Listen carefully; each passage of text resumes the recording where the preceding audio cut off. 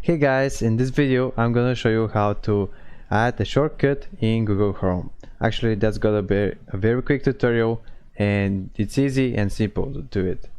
So let's say we wanna add a shortcut here to Facebook. Let's say Facebook, yeah.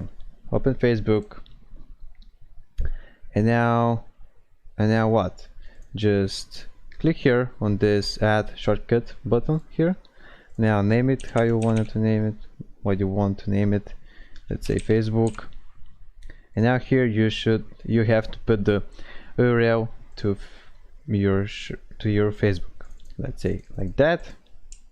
Copy the link, pass it here, click on done, and as you can see you have a shortcut to your Facebook now.